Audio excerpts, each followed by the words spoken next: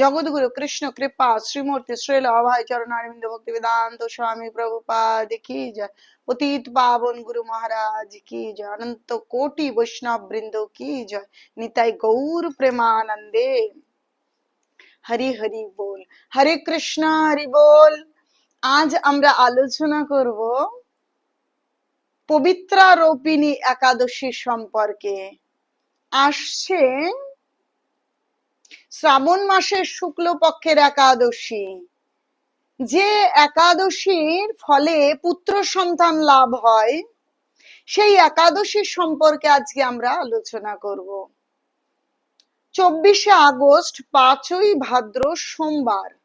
অনেকের মনে এই একাদশী নিয়ে সংশয় রয়েছে যে একাদশী 23শে আগস্ট রবিবার হবে না 24শে আগস্ট 6ই ভাদ্র সোমবার হবে। ভারত, নেপাল, ভুটান, এই বাংলাদেশ, এই জায়গাগুলোতে এই একাদশী 24শে আগস্ট 6ই ভাদ্র সোমবার হবে এবং এই একাদশী হচ্ছে ব্যঞ্জলি মহাদ্বাদশী। আসলে কখনো কখনো যখন দশমী যুক্ত একাদশী আর দ্বাদশী যুক্ত একাদশী থাকে এবং দ্বাদশী দীর্ঘায়িত হয়, যে দ্বাদশীর দিনেও থাকে এবং ত্রয়োদশীর দিনেও দ্বাদশী থাকে, তখন তাকে ব্যঞ্জলি দ্বাদশী বলা হয় এবং সেই দ্বাদশী উপবাস করবার বিধান শাস্ত্রে রয়েছে। তাই আমরা সকলে 24 তারিখ 6ই ভাদ্র সোমবার ব্যঞ্জলি মহাদ্বাদশী পালন করব। অনেকের প্রশ্ন, তাহলে 23 তারিখ একাদশীর দিন কি অন্নপ্রসাদ গ্রহণ করতে হবে? হ্যাঁ, 23 তারিখ রবিবার অন্নপ্রসাদ গ্রহণ করা যাবে এবং পরের দিন সোমবার 24শে আগস্ট ব্যঞ্জলি মহাদ্বাদশী এবং পবিত্রারোপিণী একাদশীর ব্রত পালন করতে হবে। পরের দিন 25শে আগস্ট মঙ্গলবার 5টা 15 থেকে 6টা 22, খুব অল্প সময়, ওই সময়ের মধ্যেই পালন করে নিতে হবে। একটা কিন্তু হচ্ছে, মুম্বাইতে সমস্ত ভারতবর্ষে 24 তারিখ ব্রত, কিন্তু শুধুমাত্র মুম্বাইতে 13 তারিখ একাদশী ব্রত পালন করতে হবে। বিশুদ্ধ চান্দ্র পঞ্জিকা অনুযায়ী এই বিধানগুলো নির্ণয় করলে সঠিক হয়। তো এইভাবে করলে সঠিকভাবে এই ব্রত পালন করা যাবে। তো আগের দিন খুব তাড়াতাড়ি অন্ন বা রুটি প্রসাদ পেয়ে দন্ত মাঞ্জন করে ভগবানের কৃপা আশীর্বাদ ভিক্ষা চেয়ে ঘুমোতে যাওয়া এবং পরদিন সোমবার ভোরবেলা ঘুম থেকে উঠে ভগবানের আরতি কীর্তন দিয়ে দিনের শুরু করে, যাদের সামর্থ্য আছে তারা নির্জলা করুন। যদি জল না খেয়ে পারেন নির্জলা করলে খুব ভালো হয়, কিন্তু যাদের সামর্থ্য নেই তারা জল খেয়ে করুন বা ফল খেয়ে করুন, বা তাতেও যদি অসমর্থ হন তাহলে আপনারা আলু, কাঁচকলা, পেঁপে, কুমড়ো সেদ্ধ করে বা বিশুদ্ধ ঘি দিয়ে ফোড়ন দিয়ে বা সানফ্লাওয়ার তেল দিয়ে খেতে পারেন। চীনা বাদাম খাওয়া যেতে পারে এবং সমস্ত ফল, ড্রাই ফ্রুটস গ্রহণ করা যেতে পারে, কিন্তু কোনো ধরনের চাল গ্রহণ করা উচিত না। কোনোভাবেই পঞ্চ রবি শস্য গ্রহণ করা উচিত নয়। চাল, গম, যব, সরিষা এবং ডাল, এই পঞ্চশস্য কখনোই একাদশীতে গ্রহণ করা উচিত নয়। যে কোনো পরিস্থিতিতে, যে কোনো অবস্থায়, এমনকি যারা সন্তান প্রসব করেছেন, যে আতুর আছে একাদশী করব কি করব না, কেউ মারা গেছে করব কি করব না, কারো ঋতুস্রাব হয়েছে, সেক্ষেত্রে একাদশী করব কি করব না, না, সমস্ত পরিস্থিতিতেই যে যেভাবে যেখানেই থাকুন না কেন একাদশী ব্রত পালন করুন। সেই দিন যদি পঞ্চশস্য গ্রহণ হয় তাহলে সমস্ত পাপ, ব্রহ্ম হত্যা, গো হত্যা, হত্যা, পিতামাতা হত্যা, ভ্রূণ হত্যা, সমস্ত হত্যা না করেও সেই হত্যার পাপ মাথায় নিতে হয়। তাই যেভাবে যে যেখানেই থাকুন না কেন সকলে একাদশী ব্রত পালন করুন। আমরা আজ শ্রবণ করব এই একাদশীর মাহাত্ম্য, যে শ্রাবণ মাসের শুক্লপক্ষের একাদশী, নাম হচ্ছে পবিত্রারোপিণী একাদশী। একদিন মহারাজ যুধিষ্ঠির ভগবান শ্রীকৃষ্ণকে জিজ্ঞাসা করলেন, হে প্রভু, শ্রাবণ মাসের শুক্লপক্ষের একাদশীর নাম কি, তা কৃপা করে আমাকে বলুন। শ্রীকৃষ্ণ বললেন, হে মহারাজ, এখন আমি সেই পবিত্র ব্রত মাহাত্ম্য বর্ণনা করছি, মনোযোগ দিয়ে তা শ্রবণ করুন, যা শোনা মাত্রই বাজপেয় যজ্ঞের ফল লাভ হয়। দেখুন, শুধুমাত্র এই একাদশী মাহাত্ম্য শ্রবণ করলে বাজপেয় যজ্ঞের ফল লাভ হবে। এটা কলিযুগ, আমরা কখনো কি বাজপেয় যজ্ঞ শুদ্ধভাবে করা সম্ভব কি? কিন্তু যদি আমরা এই একাদশী ব্রত শ্রবণ করি তাহলে বাজপেয় যজ্ঞের ফল লাভ হবে। দেখুন ভগবান আমাদের কত সুবিধা প্রদান করেছে। চলুন আমরা শ্রবণ করি এই একাদশী মাহাত্ম্য। প্রাচীনকালে দাপর যুগের শুরুতে মহিজিৎ নামে এক বিখ্যাত রাজা ছিলেন। তিনি মহিষ্মতি নগরে রাজত্ব করতেন। কিন্তু দুঃখের বিষয় এই যে তার মনে বিন্দু মাত্র সুখ শান্তি ছিল না, কেননা তিনি ছিলেন অপুত্রক। যে তার পুত্রহীনের ইহলোকে পরলোকে কোথাও সুখ হয় না, এইরূপ চিন্তা করতে করতে বহুদিন কেটে গেল। কিন্তু তবুও পুত্র মুখ দর্শনে রাজা বঞ্চিতই রইলেন। আমরা অনেকে মনে করি আমাদের কেন পুত্র হলো না, আমরা কেন পুত্র সন্তানের জননী হলাম না বা পুত্র সন্তানের পিতা হলাম না। আসলে আমরা শাস্ত্র জানি না যে এই একাদশী ব্রত যারা জ্ঞানে বা অজ্ঞানে করেছে তাদের পুত্র সন্তান লাভ হয়েছে। আসলে আমরা অজ্ঞানতাবশত হয়তো এই একাদশী গুলো কখনো পালন করিনি। তাই দেখুন, এই একাদশীর আরেকটা নাম হচ্ছে পুত্রদা একাদশী। দেখুন এর মাহাত্ম্যে কি সুন্দর করে বলছে যে পুত্রহীনের ইহলোকে পরলোকে কোথাও সুখ হয় না। এইরূপ চিন্তা করতে করতে বহুদিন কেটে গেল, তবু পুত্রমুখ দর্শনে রাজা বঞ্চিতই রইলেন। নিজেকে অত্যন্ত দুর্ভাগা মনে করে রাজা চিন্তাগ্রস্ত হলেন। প্রজাদের সামনে গিয়ে বলতে লাগলেন, হে প্রজাবৃন্দ, তোমরা শোনো, আমি এই জন্মে তো কোনো পাপ কাজ করিনি, অন্যায়ভাবে আমার রাজকোষ বৃদ্ধি করিনি, ব্রাহ্মণ বা দেবতাদের সম্পদ কখনো গ্রহণ করিনি, উপরন্তু প্রজাদেরকে পুত্রের মতন পালন করেছি, ধর্ম অনুযায়ী পৃথিবী শাসন করেছি, দুষ্টদের যথানুরূপ দণ্ড দিয়েছি, সজ্জন ব্যক্তিদের যথাযোগ্য সম্মান করতেও কখনো অবহেলা করিনি।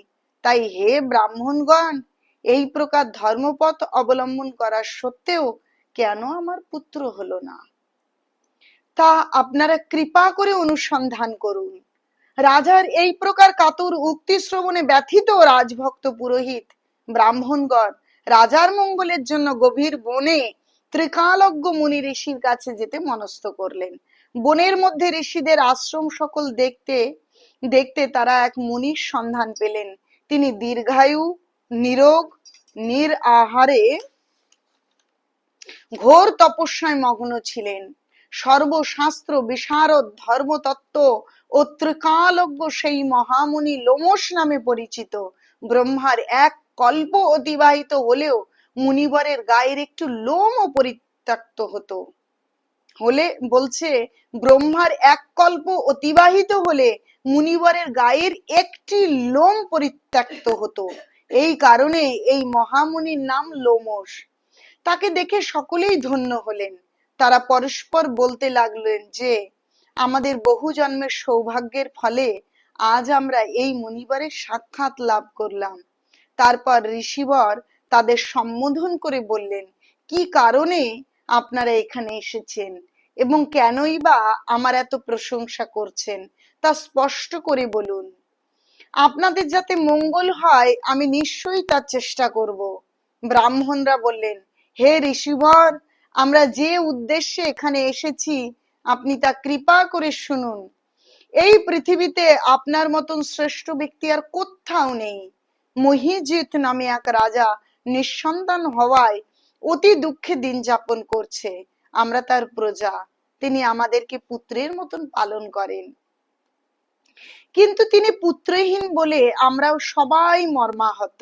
তাই দুঃখ দূর করতে আমরা এই বনে প্রবেশ করেছি। হে ব্রাহ্মণ শ্রেষ্ঠ, রাজা যাতে পুত্রের মুখ দর্শন করতে পারেন, কৃপা করে তার কোনো উপায় আমাদেরকে বলুন। তাদের কথা শুনে মুনিবর ধ্যানমগ্ন হলেন। কিছু সময় পরে রাজার পূর্বজন্ম বৃত্তান্ত বলতে লাগলেন। এই রাজা পূর্বজন্মে এক দরিদ্র বৈশ্য ছিলেন। একবার তিনি একটি অন্যায় কার্য করে ফেললেন। ব্যবসা করবার জন্য তিনি এক গ্রাম থেকে অন্য গ্রামে যাতায়াত করতেন। এক সময় জ্যৈষ্ঠ মাসের শুক্লপক্ষের দশমীর দিনে কোথাও যাওয়ার পথে তিনি অত্যন্ত তৃষ্ণার্ত হয়ে পড়েন। গ্রামের প্রান্তে একটি জলাশয় তিনি দেখতে পান, সেখানে জলপানের জন্য যান। একটি গাভী ও তার বাছুর সেখানে জলপান করছিল। তাদেরকে তাড়িয়ে দিয়ে তিনি নিজেই জলপান করতে লাগলেন। এই পাপ কর্মের ফলে তিনি পুত্র সুখে বঞ্চিত হয়েছেন। কিন্তু পূর্বজন্মের কোন পুণ্যের ফলে তিনি এইরকম নিষ্কপট নিষ্কণ্টক রাজ্য লাভ করেছেন এবং রাজা হয়েছেন। হে মুনিবর, শাস্ত্রে আছে যে পুণ্য দ্বারা পাপ ক্ষয় হয়, তাই আপনি এমন একটি পুণ্যব্রতের উপদেশ করুন যাতে তার প্রারব্ধ পাপ দূর হয় এবং আপনার অনুগ্রহে তিনি পুত্র সন্তান লাভ করতে পারেন। লোমশ মুনি বললেন, শ্রাবণ মাসের শুক্লপক্ষের পবিত্রারোপিণী একাদশী ব্রত অভীষ্ট ফল প্রদান করে। আপনারা যথাবিধি তা সকলে পালন করুন। লোমশ মুনির উপদেশ শুনে আনন্দ চিত্তে গৃহে প্রত্যাবর্তন করে তারা রাজাকে সেই সকল কথা জানালেন। তারপর সকলে মিলে মুনির নির্দেশ অনুসারে ব্রত পালন করলেন। তাদের সকলের পুণ্য ফল রাজাকে প্রদান করলেন। সেই পুণ্য প্রভাবে রাজমহিষী গর্ভবতী হলেন। উপযুক্ত সময়ে বলিষ্ঠ সর্বাঙ্গ সুন্দর এক পুত্র সন্তানের জন্মদান করলেন। ভবিষ্যত্তর পুরাণে এই মাহাত্ম্য বর্ণিত হয়েছে। এই ব্রত মাহাত্ম্য যিনি পাঠ বা শ্রবণ করেন তিনি সমস্ত পাপ থেকে মুক্ত হবেন এবং পুত্র সুখ ভোগ করে অবশেষে দিব্য ধাম প্রাপ্ত হবেন। দেখুন তাহলে এই একাদশীর কি মাহাত্ম্য। কিন্তু হে ভক্তগণ, এ কথা জেনে রাখা অবশ্য কর্তব্য যে পুত্র তো লাভ হলো, কিন্তু এই যুগে যদি পুত্র কৃষ্ণ ভক্ত না হয় তা যে মূত্রের সমান। পুত্র হলো কিন্তু তাকে কৃষ্ণ ভক্তি দান করতে না পারলে তার কোনো লাভ হবে না, মূত্রের সমতুল্য, তার মানে তার কোনো মূল্যই হবে না। তাই সন্তানকে প্রথমে কৃষ্ণ ভক্তি দান করতে হবে। আচ্ছা, এমন কি কখনো হয়? আমি নিজে ছোট্ট জামা কাপড় পরবো আর আমারই মেয়ে, আমারই বৌমা সুন্দর শাড়ি পরবে আর ঘুমটা দিয়ে চলবে? এটা কি কখনো হয়? তাই যদি সন্তানকে কৃষ্ণ ভক্তি দান করতে হয়, কৃষ্ণ ভক্ত সন্তান লাভ করতে হয়, তাহলে প্রথমে নিজেকে ভক্তি করতে হবে। আর সেই ভক্তি জননী হচ্ছে একাদশী। বলছে মাধব তিথি ভক্তি জননী যতনে পালন করি। এই মাধব তিথি আসলে এই একাদশী ব্রত। এই একাদশী ব্রত হচ্ছে ভক্তি জননী। যদি আমরা একাদশী ব্রত পালন না করি তাহলে তো কৃষ্ণ ভক্তি লাভ করতে পারবো না। আর আমরা নিজেরা যদি কৃষ্ণ ভক্তি লাভ করতে না পারি তাহলে সন্তানকে কি করে কৃষ্ণ ভক্তি দেব? আমার অনেক সন্তান, পুত্র সন্তান, কন্যা সন্তান থাকলো, কিন্তু সন্তানকে কৃষ্ণ ভক্তি দিতে পারলাম না, তাহলে তো কুকুর, বিড়াল, টিকটিকি সবার তো সন্তান থাকে, তাদেরও ছেলেও থাকে, মেয়েও থাকে, তাই না? কি মাতাজি থাকে তো? কিন্তু তাদের সন্তানের সঙ্গে আর আমাদের সন্তানের কি করে পার্থক্য হবে যদি আমাদের সন্তান কৃষ্ণ ভক্ত না হয়? আর যদি একটা সন্তান বিশুদ্ধ শুদ্ধ কৃষ্ণ ভক্ত হয় তাহলে একদম সমস্ত উত্তর পুরুষ ওই পূর্বপুরুষকে তিনি উদ্ধার করবার ক্ষমতা রাখেন। আর আসলে এই পুত্র নামটা এসেছে যিনি তার পিতামাতা এবং পূর্বপুরুষকে পুত নামক নরক থেকে উদ্ধার করেন। তিনিই পুত্র, প্রকৃত পুত্র তিনি, যিনি তার বংশকে উদ্ধার করবার ক্ষমতা রাখে। আসলে কৃষ্ণ ভক্ত পুত্র ছাড়া কখনোই উদ্ধার করতে পারবেন না। তাই ডাক্তার হোক, ব্যবসা করুক, ইঞ্জিনিয়ার হোক, যদি কৃষ্ণ ভক্ত না হয় তাহলে সেই পুত্র কখনোই প্রকৃত পুত্র নয়। তাই সকলে কৃষ্ণ ভক্তি যাজন করুন।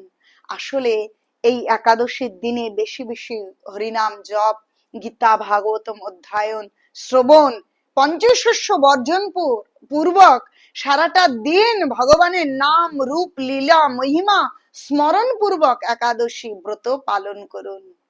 আর আমি ছোট্ট মেয়ে আপনাদের পদ্মাবতী তুলসী দেবী দাসী যাতে সুন্দরভাবে ব্রত পালন করি এবং হরি নামময় হয়ে থাকি, এই আশীর্বাদ ভিক্ষা চেয়ে আজকে এখানেই বিশ্রাম রাখছি। আমার অনিচ্ছাকৃত ভুল ত্রুটি ক্ষমা করবেন। হরে কৃষ্ণ, হরি বল।